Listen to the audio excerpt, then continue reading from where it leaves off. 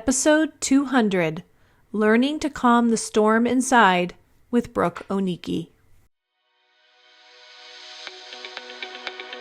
Welcome to Latter-day Life Coaches, the podcast where each episode is a conversation between me, Heather Rackham, and one of my amazing coach colleagues. Each coach here is a member of the Church of Jesus Christ of Latter-day Saints and a highly trained, experienced life coach making a great impact in the lives of their clients. And together, we have one main goal, helping you live your best life no matter what. You ready for this conversation with a coach? Here we go. In this episode, Heather sits down with Coach Brooke Oniki to explore the ins and outs of parenting adult children. Brooke shares her expertise in helping women navigate the transition from having children at home to building meaningful relationships with adult children. Together, they discuss the importance of shifting one's mindset from trying to control outcomes to supporting and loving children unconditionally, regardless of their life choices. Brooke emphasizes the power of embracing the journey, letting go of expectations, and finding peace amidst uncertainty. They explore how seeing the goodness in your children and walking the road with them can lead to deeper, more fulfilling connections. Enjoy this episode. Oh, good morning, everybody. Thank you for joining us. Well, it's morning where Brooke and I are. Brooke is the coach joining me today. Hello, Brooke. Hi, How you doing? I'm doing great. It's good to be here. It's so good to have you. Brooke always has these little like one-liners that, and I don't know that you know this, but every time I've done a podcast with you, and this is what, our third one maybe, there's always a one-liner that I take away that just sticks with me. You just have these really good things. So I'm excited to see what sticks with me today because they have been very helpful for me in my life. So, Brooke, before we get started and we get on to those wonderful things that you have to say, can you share with us a little bit about you? Give us a little introduction for those who maybe haven't heard from you before. I'm Brooke Oniki. I'm a certified life coach through the Life Coach School, and I coach women who are transitioning from having kids at home to having adult children and some of the challenges that come as they sort of redefine their identity in this new relationship. And it's important, right? Like your kids are going to be adults way longer than they were children. And so sometimes people feel anxious about it's not the same, or I'm not as important as I once was in their lives, or I'm not as in control, and so it's really such important work for people to figure out, how do I want to be in the relationship, and how do I want to, what kind of a parent do I want to be to adult children, and how do I want to cultivate my own skills and spiritual gifts and all of the things that will allow me to continue to contribute in the world in other ways besides being a mother. And so it's super rewarding to me to be on that journey with women who are like, I need some help with this. And so that's what I do. Okay, well, I've already grabbed onto at least one of your one-liners. And that was, our kids are going to be adult children much longer than they were younger children in our home, which I'm not saying that exactly right. But that's just stuck with me. Even just that right there is knowing that, yeah, that's true. We feel like we've given them our heart and soul, and yet we still have so much more that we want to have and that we can give them. It's just in a different way. Yeah. And so many other ways to contribute. Yes. I know, like, a couple of friends of mine are cousins with each other, and their grandma died at 100. And they told me that her greatest influence on them was like the last 25 of their years of their lives, like from when they were 20 to 45. And I thought, that's so hopeful to me, right? Yeah. Like that you can keep having influence even when you're 75 to 100. Like I sometimes Yes. we think, well, now it's over now, my job is done. And yet there are so many ways that we can be a blessing in our families. As we learn our proper place there, right? Where we're not like super in everyone's business, right? But that we cultivate a life that's interesting and Yeah. fun and happy and joyful so that they want to be around us, right? Yeah. I Because just they think that really that's want us to be in their business. That right. That was that we do. We put ourselves we like front and center if we're not careful into like being right into the middle of their business, their lives. And it's just not the proper place for us. yeah, it's so true. Yeah. Which is hard to, it's a hard pill to swallow. It's hard to get used to that, but Yeah. it's there. So, all right, Brooke. So help us. Okay, I'm going to. Help us with these things. Where should we start? So I just titled the things I wanted to talk about today, Settling the Storm Inside of You. This past Sunday at church, I was leading a discussion, and this woman shared how she has had this storm inside of her. And she said, I haven't been to the temple for like 5 years. And she went to a wedding this past week. And she said, and I walked into the temple and I just felt the storm calm. Hmm. And she said, and I didn't know where to go. I hadn't been in this temple before. And she said, every 5 or 6 feet, there was someone there to say, turn here, turn there, do this. And she said, everywhere I went, there was someone there to give me some guidance. And she said, and after I'd been in there for an hour for this sealing, I just felt so calm. And I realized I need to spend more time here. I've been using feeling like, yeah, that's just another thing I have to do. Anyway, but that visual of settling the storm inside of you was really strong for me. And I thought, certainly we have all these principles of the gospel that can settle a storm inside of us, but we also have like skills that we can acquire as far as like deciding what our beliefs are in something. Like, am I cultivating beliefs about my children or about myself that bring storms inside of me? Oh, I know that I for sure am. And I can feel it. It's like I can almost feel when those thoughts and beliefs come up. And it does, it feels like a storm. I think that's a great word to use there. And I mean, we all hopefully are learning tools, like you said, to help calm that. And I have learned some along the way, but gosh, we can always use help in this area. Yeah. So, like, one of the storms that I had for a long time in my life was feelings about my body. I was like the same height as I am in the sixth grade. I just felt like I was big all the time. I have memories of like the seventh grade fitness. They did Oh, those things where you had to hold the yes, hold I on the could never do bar, and it. I couldn't even Never. hold up. And this girl in ninth grade weighed all of us, and she weighed less than I did, and I was so mortified. And anyway, I just always felt like I was big.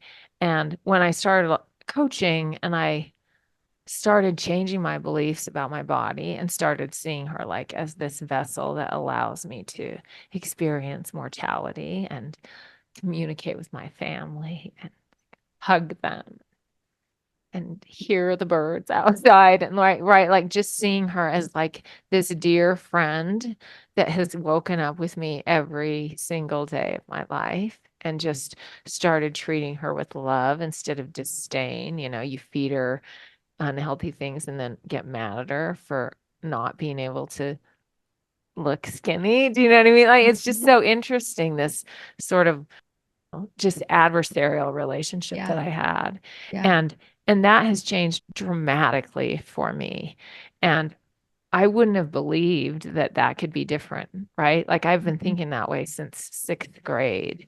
And so to think that at about 52 years old or however I was when I started coaching, that relationship could change, like that's nothing short of miraculous to me. Mhm. But I have calmed that storm inside of me by changing my beliefs and Yeah. changing the way I talk to myself and the way I think about my body. And so it's really powerful when these women come to me with these storms in their relationships to just help them see, is this a belief that is helping you? Is it Mhm. something that you want to carry with you? And if you don't, you can actually change it. You don't have to hold on to it anymore. Yeah. And some people just don't believe, like they've never thought they had any options, but to just believe whatever their Yeah. brain tells them. I too have struggled. There's probably not many women who haven't struggled with that, right? And so much of the work that I have done has been in that area, just to change my beliefs about my body. And for me, it meant I had to change some beliefs about that person, that friend that you speak of, our own bodies. I also had to change, I had to start to look at society's views and really debunk a lot of the myths that we have perpetuated, that people should look a certain way, right? It's kind of a Right. twofold work. We have to do it inside of us and also be able to see the lies that are portrayed in the world outside of us. But I will say that one of the greatest things that helped me, and this has really strengthened my, I won't say testimony, but there's a lot of things we're able to do on our own, right? We can change our beliefs. We can work inside of our head to shift some perspectives and do a lot of it on our own. But I had the most profound help with this area in my life when I had just a really distinct prompting from the spirit that was like a phrase like almost visual, like I was able to see myself loving me exactly how I was. And until that moment, until I allowed God into that work that I was doing, it was like it was working, but it wasn't working to the expanse that it could. Right. And it was such a gift to me to be reminded that, yeah, there's a lot of things I can do on my own, but when I let God enter the story, he can help me so much more. And anyway, it's just being able to see myself from his eyes, basically. And Right. it helped me move shift a whole lot of beliefs in a really short time. Right. Which I think is so important, right? That every person listens to the impressions of the Holy Ghost that they receive, Hmm. so that that relationship with God is their own, right? It's not a Right. method, right? No, It's not a how to do list, right? It's absolutely. me deciding this isn't how God sees me, and I don't have to carry this burden Yeah. anymore. Yep. So I want to talk about some common beliefs that people share with me, and I think all of us kind of believe some of them to some Hmm. degree. And I love what you said, and then invite God into your story of like, maybe he and I could decide together, or they and I, Yeah. our heavenly parents, we can Yes. have a little meeting with Yep. all of us and decide together what it is that I want to create. And I love that you said that because I was actually just journaling this morning and I just wrote in there that when I use the phrase, God, but if I shift it to my heavenly father and my heavenly mother, the conversation with them changes. There's something about allowing heavenly mother to be part of that helps me to shift it in some way and it becomes more personal to me. And I'm sure that's different for everybody. But anyway, I just was happy. I just Yeah. made me, when you brought that in, I think it changes things a little bit for us, especially as women. Like Yeah. thinking of a woman listening to our story is a little bit different than a man listening to our Yeah. story. Yeah. So one of the beliefs that some of my clients tell me is, I feel like I promised that I would get my kids back to the celestial kingdom. Hmm. It's a good one, huh? It's a deep rooted one. So I don't know. It doesn't ever say that anywhere in the scriptures. Mm-mm. And we never make a covenant anywhere to do that. So that's an interesting one, right? Yeah. Is that really true? Did we promise? And if we did, it seems to me like it actually is contrary to agency, right? Like, Yes. right. And so, And first it of takes all, Christ out of the plan. right, exactly.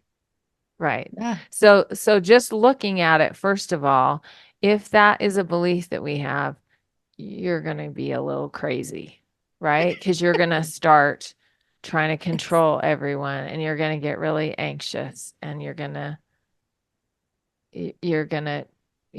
be sending articles all the time and general conference talks all the time and memes all the time, right? Because I've also coached their kids, right? Where they're like, it doesn't help me that much when she just keeps sending me stuff like, here, look at this, look at this, look at this, think about this, or if you're going to the temple, are you doing it, right? Like it just actually makes Oh. them more resistant to your Mhm. help, Well, right? and you know how stormy you feel inside of you, right? To use that phrase, storm. Right. Imagine then what that's putting on them, right? Like there's the fallout of the eye of a hurricane, and the fallout can be just as bad as what's going on inside of us if we push it onto our kids. Right. So I had a client just recently tell me that her daughter said to her, I feel like you love me as long as I'm doing what you want me to do. Yeah. And I would guess every child could say that at some point, Yeah. right? Because we're very conditional in our love. Like we were raised with people who were raised with conditional, like, right? Like we come by it rightly. Yep. Like that's just how learning to have unconditional love is the work of a lifetime. It's the work of eternity, I think, Mhm. right? So we're working at it. But of course, it's just easier to get along when people are doing the things we want them to do, or it's easier for us, right? But when we remember, do we want them to like people please us their whole lives? Like I know people who don't have anything to do with the church, but then change into church clothes to go over for Sunday dinner at their parents' house, right? Like, is that what we are looking for? Or do we Yeah. want to let people just be where they are and who they are and be able to talk about it the way, their feelings about things in a more Mhm. honest way? And I think that can be kind of a tricky question because for some people, they may like it might just be easier for them if their kid just pretends, just Yeah, like fakes like they're the person that they want them to be, because that can be easier on them to not have to do the work of, oh, my kid is doing the thing, isn't doing the things that I think they should be doing. Or when we really ask the question, do I want them to be who they want to be, who they feel they need to be? That comes with an admission to ourselves that, and there's going to be some work that I need to do in order to allow them to be that person. And right. so some people might not really want to do that work. I think that's a question you have to ask yourself. Like, but Yeah, with that work comes a much deeper and a more intimate and authentic relationship. So, do you want the fake relationship with your kid, or do you want the real relationship with your kid? And if you do, it might be a little bit messier, but right. it's going to be much more rewarding. Right. And it's true. Some people choose the other. Yeah. But if you're about the work, right? Like I had a child say to me, you say that you would be okay if I left the church, but I know how much it matters to you. So it's just hard for me to believe Mm, that you would really be okay. And my thought about that is, and of course it would be hard, and I'm a grown up. right. I can work through it, And it's right? not And your job right. to make And me so feel a I can certain work way. through it and I can learn from you and I can learn to understand your point of view and I can walk the road with you even if it's not the same road I'm walking. Mhm. Exactly. Yeah, that's beautiful. And she of course would have to also deal with the hard thing of I feel like I disappointed my parents or whatever, right? But if we're willing to tell the truth, right, then we can figure out Yeah. how to do that. But like you said, some people don't want to do that. And I'm not telling you that you should do it this other Right. way, you know. No, but I think you really have to make a conscious decision. I'm either going to just kind of have this surface pretend that this is what the life is that they're living, or it's gonna be a little bit challenging. And you just get to have the result of what it is you choose. Right. So, Yeah. And we're all in a process. I think sometimes you have a deeper relationship with one child than another yep. because they're willing to engage in the mess of that, or you're willing to engage with them in the mess of that, and maybe not as much, right? Like we're all in different places, and our faith isn't stagnant, right? People change and evolve, and we're all having experiences that sometimes we're closer to God than other times. And like it is a messy Yeah. process, right? But we Yeah. don't have to pigeonhole them into one place either. Like if they've, done some things that we didn't like we don't have to, just decide all is lost. We can just walk the road, right? We Mm, can just keep walking the road with them. yeah. Okay, there's another one-liner that'll stick with me. Walk the road with them. I'm just chalking up the one-liners that you always give out Well, to and I me. heard that from David Holland, who works at Harvard Divinity School. In a Mm, talk that he gave, he talked about a family in their ward that had the wife had a lot of psychological problems and challenges. And so he had gone to visit this husband and said, "We want to help and what can we do?" And this husband said, there's been lots of well-meaning people who've come in and they try to help. And for a few months, they do this and this and this. And then people start kind of fizzling out. And he's like, it's a long-term situation. Like this is our life yeah. always. Yeah. And we don't actually need anyone to fix anything. Yeah. We just need them to walk the road with us. Yeah. That's really sweet. Right? There's nothing really to fix, Mm-mm. even in our kids, right? It's just they get to figure out what their journey is, and we get to honor their journey. Oh, that is very true. And that helps, like even recognizing that just helps to kind of calm that storm that can kind of be inside of us when we think that we have to get our Yeah, children back. right. Yeah. A couple of new beliefs instead of I promised I would get my kids back to the celestial kingdom are like my job is to walk the road with them. And also like I know of your goodness and you're not going to change my mind. Mm. Yeah, no matter what you do, you can't change my mind, right? Like, Right. yeah. So my very best friend from college, she has a son. So all our kids are the same age and her oldest son is gay and then her third child transitioned and is now a trans woman. And a lot of the challenges that their family faced, she just felt like the church was just really not in the cards for them. And Hmm. we have spent hours walking and talking about her experiences. And I have even asked her, like, do you think I'm a jerk for like staying in the church? Yeah. Because she's had all these hard experiences, right? And she's like, no, it has worked for you and it's worked for your family.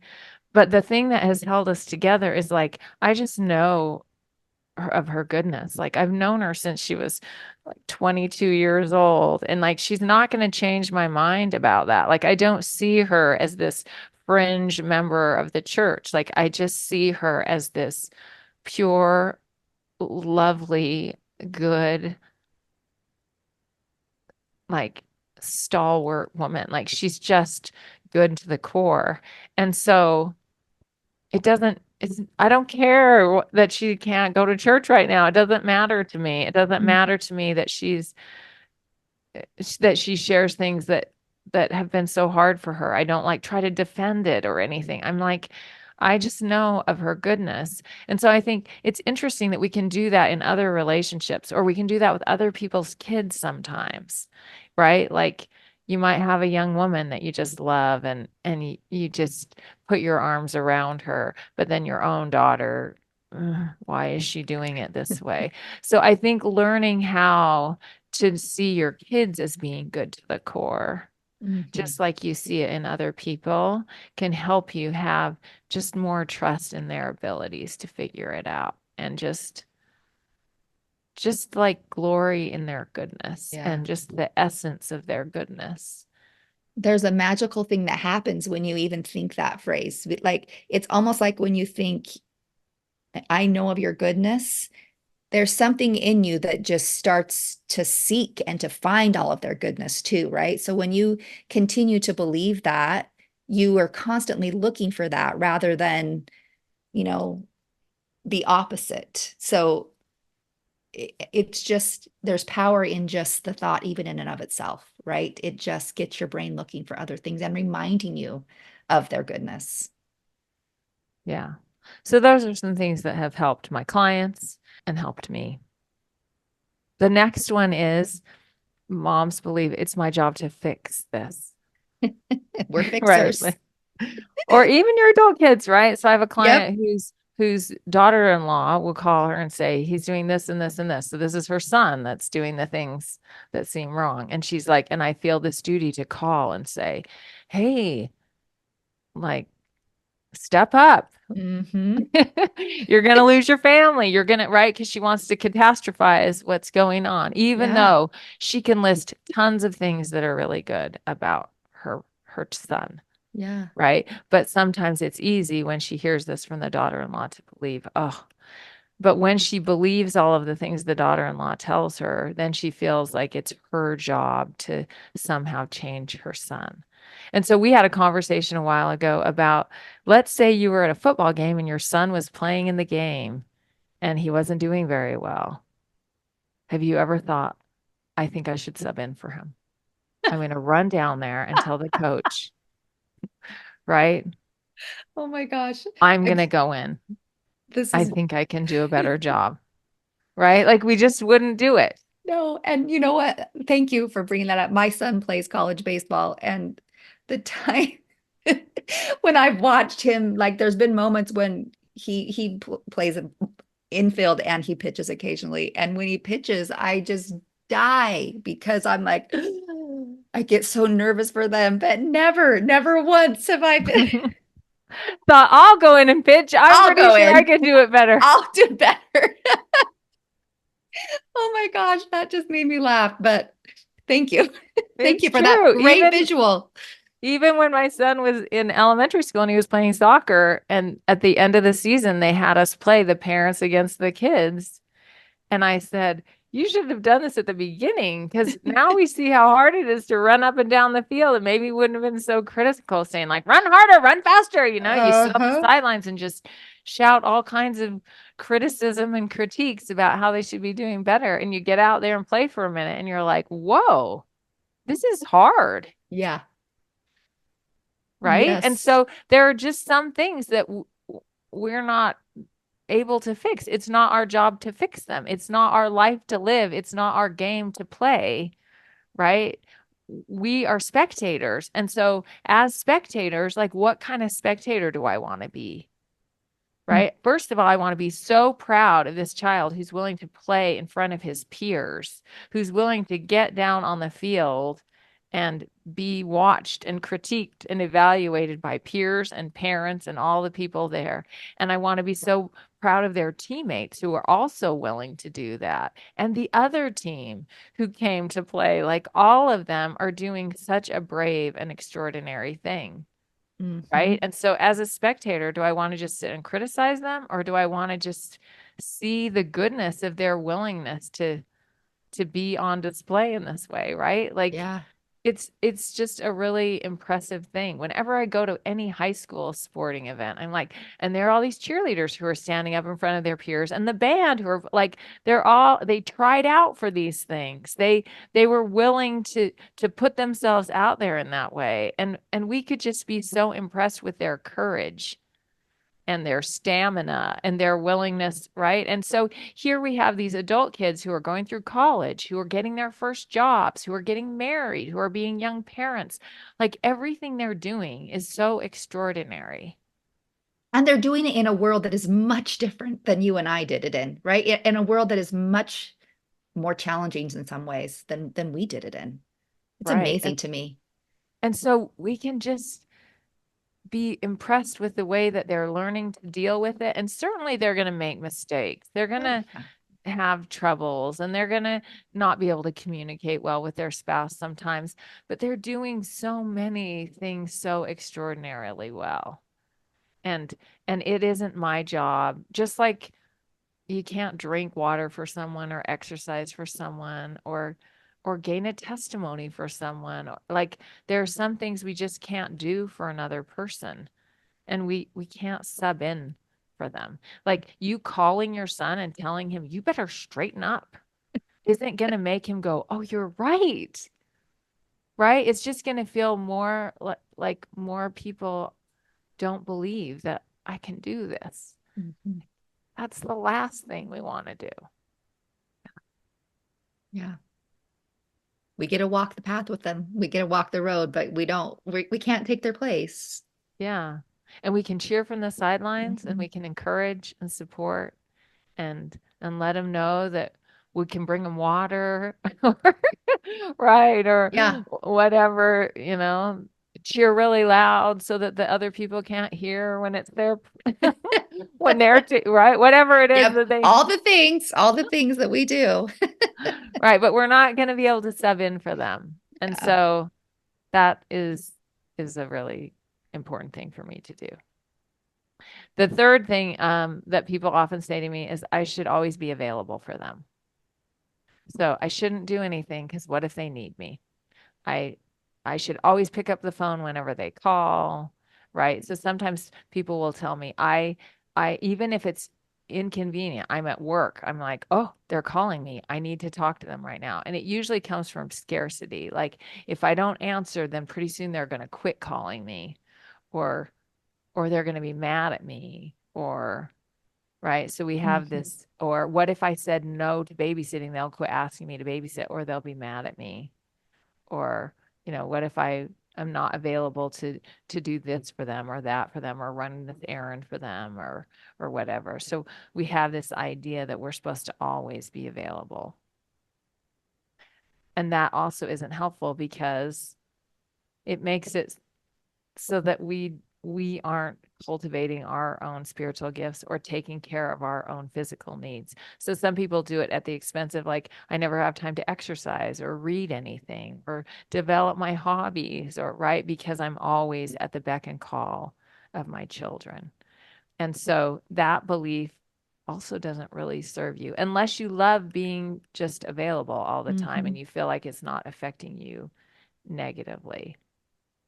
But for most people, it feels like it makes them run a little thin, Mhm. right? Especially if you have more than 3 or 4 kids and they all want a babysitter a few times a week, Right. right?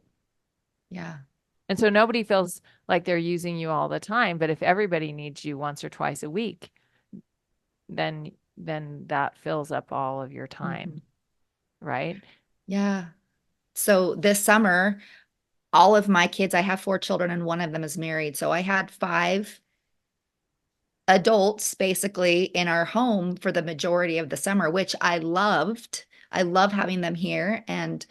But at the same time, I find that I don't have as much brain capacity to do some of the work or the spiritual growth and development that I want to focus on because my brain just seems to be distracted so much by what's going on, what my kids are doing. I want to be available for them. So it's even, I just think that can be tricky too, right? Even you might not have kids that are asking you to watch children, but just having them even around does seem to it was a tricky summer for me and I loved every minute of it, but I had to do a lot of regrouping once everybody left come September because I had noticed a lot of things inside of me had kind of stalled, kind of halted because I didn't allow myself to like take some time to just do the things that my brain and my soul needed to do.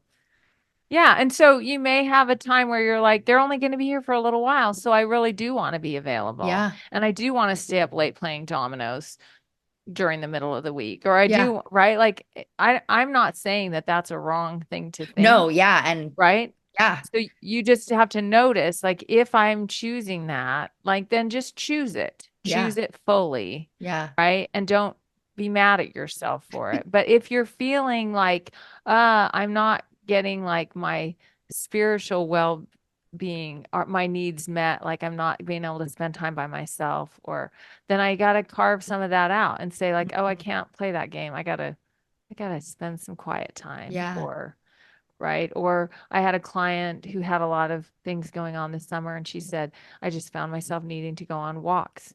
And I would go and walk for several miles, and then I could clear my head, and then I could re-engage with the family. But being with them constantly started to feel overwhelming for me. Mhm. So in this case, I think a thought that's more useful is like, I need to know how to take care of my emotional needs. Like nobody's going to know what they are except for me.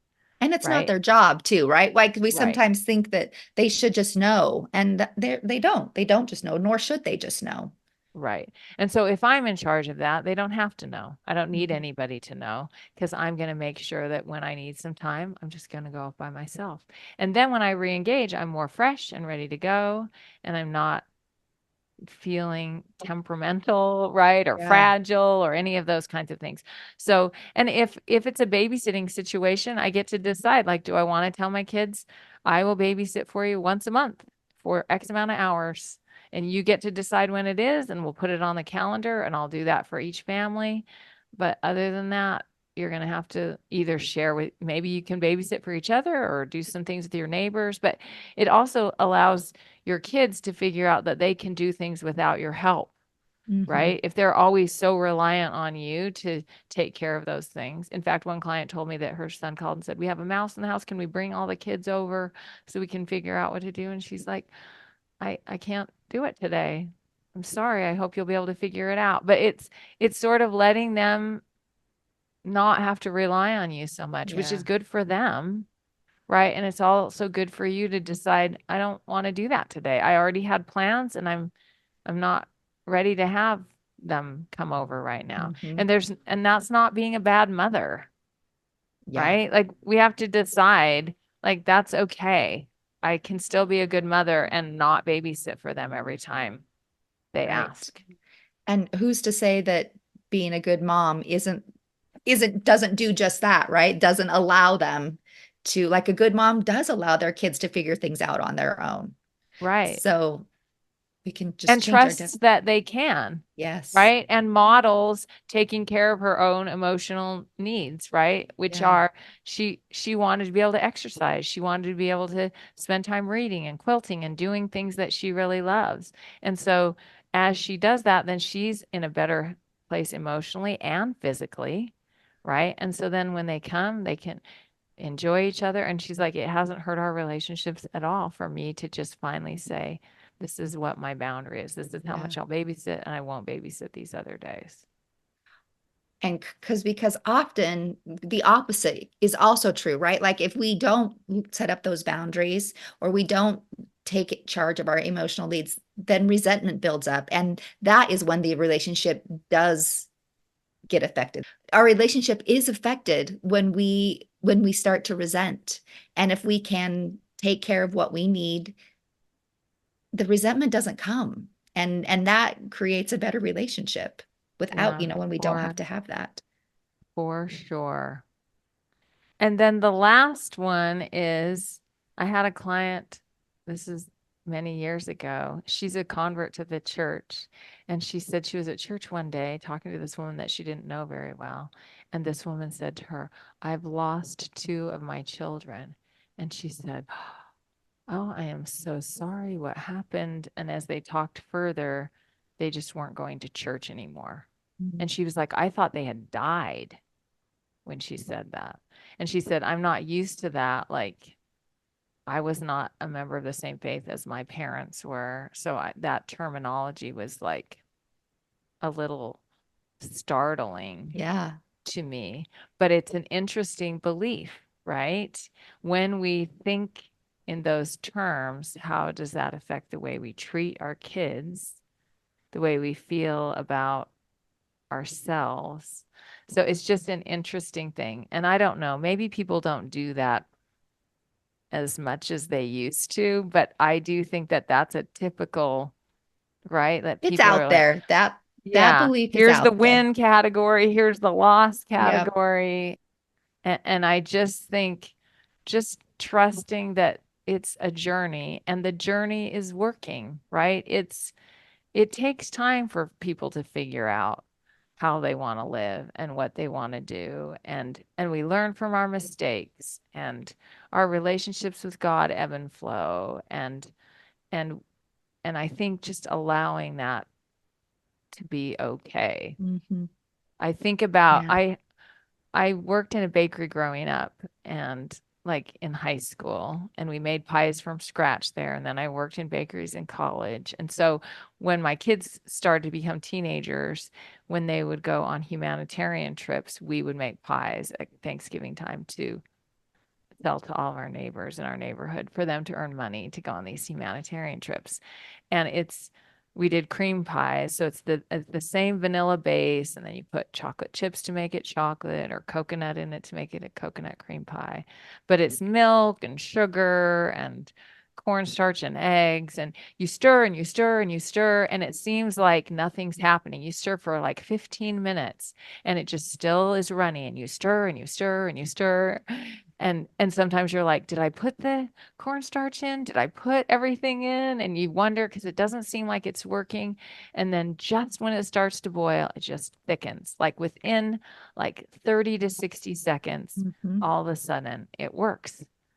And it was working all along, right? But it didn't feel like it was Yeah. working, right? Yeah. It feels like it's not working. And then all of a sudden, it becomes what it's supposed to become. And I think when we look at our children and our own lives like that, like all the efforts that we're making, it's working. It's working.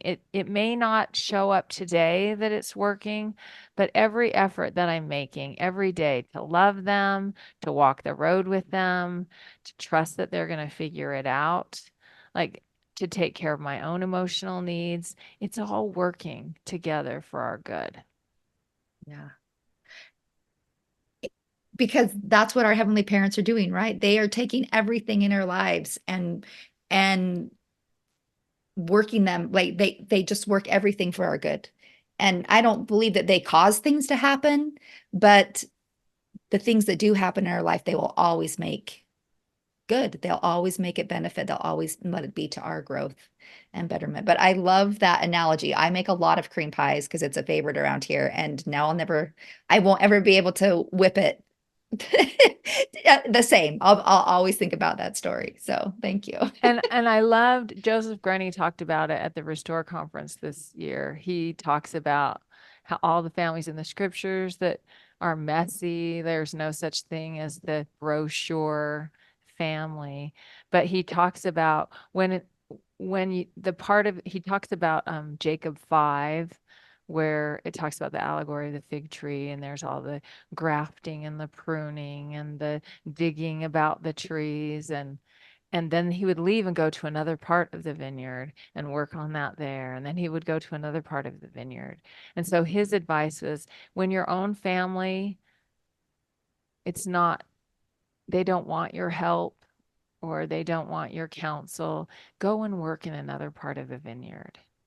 And he has done that. He has sons who've gone to jail and had drug addictions. And so he opened this other side academy that helps people who've been in prison to learn how to reform their lives. And they live in community there, and they have businesses, and they kind of work with each other to create a lot of accountability, and it's been very successful. They have a campus in Salt Lake, and they have two in Colorado. And but he never would have worked in that part of the vineyard if his kids would have done everything right, Yeah. right? Because he wouldn't have seen the challenges of that.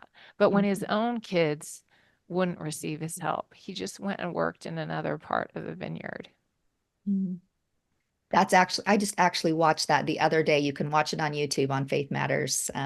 They're Yeah, kind of slowly dripping that dripping content those onto out. there. So Yes. anyway, we will, if you want to hear that story, you should, it is a really good one. I really enjoyed listening to that. So thank you for bringing Yeah. that one up. But So I just think that sometimes, like yesterday, I went to lunch with a girl that I saw at the Restore conference who is my sister's niece. She's not my niece, but I saw her there, and we had had a conversation, and she is struggling with her faith. And so we went to lunch yesterday and just talked about that. And I thought, sometimes you can't talk to your own mom about stuff like that. Mm-hmm. But maybe we could be in the vineyard helping other people who maybe can't talk to their mom right now. And Yeah. maybe my kids can't talk to me fully, right?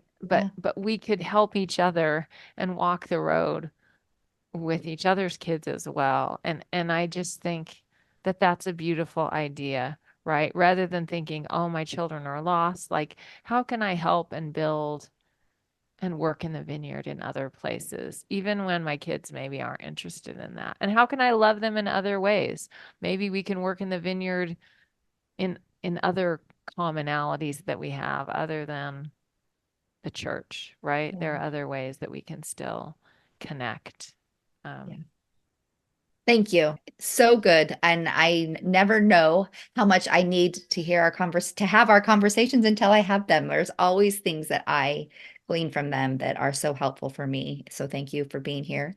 I'm sure our listeners are thinking the exact same thing. And they're probably also wanting to know where they can connect with you. Can you share with them how they can find you? My website is brookeoniki.com. So you can go there and there's a freebie there if you want just a video about how to have a better relationship with your child. And that also gets you on my email list. And I send out a tip every week, a little short video about something and another tip. And also, you can come to a free call if you feel like, oh, I really want to do some work on a relationship. You can come to a free call and see how to work with me one-on-one. I also have little small groups sometimes, but if you're on my email list, you would learn all about Yeah. that. So just Thank you. brookeoniki.com. Perfect. We'll link to that in the show notes to make it easier for people to find. Brooke, thank you so much. I loved it, and I'm appreciative to your knowledge and wisdom, and thank you for sharing it with us today. Hey, we just wanted to thank you for spending part of your day here with us at Latter-day Life Coaches and being part of this conversation. Share this with your friends so that you can have a conversation with them on this topic as well. And as always, subscribe so you don't miss a single episode. Have a good one, my friends.